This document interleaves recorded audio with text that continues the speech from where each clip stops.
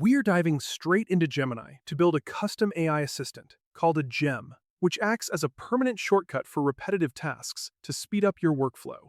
Start by opening your desktop browser and navigating to the main Gemini interface. Look at the left-hand sidebar menu, scroll down past your recent chats, and click directly on the button labeled Gems. This action opens up the dedicated workspace where you see all your pre-built assistants. To make your own from scratch, click the plus sign button that says New Gem.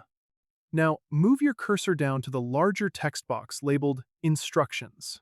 This is where you give your custom assistant its permanent rules. You want to tell the AI exactly how to behave, what tone to use, and how to format its answers every single time you open it. In my case, I want a tool that instantly generates subject lines for my emails, so I will type a rule stating that it must always analyze the text I paste and give me subject lines for email using professional language. The critical thing to keep in mind here is the trade-off with setting up a gem.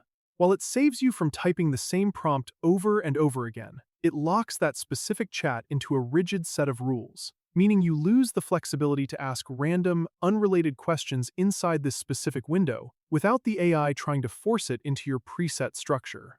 Once you finish writing out your rules, move your cursor to the top right corner of the screen and click the button that says Save.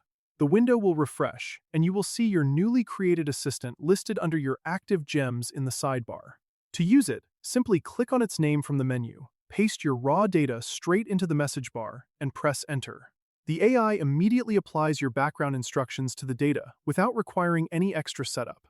If you ever need to adjust the rules, just hover your mouse over the gem in the sidebar, click the three dots icon, and choose Edit to update the behavior.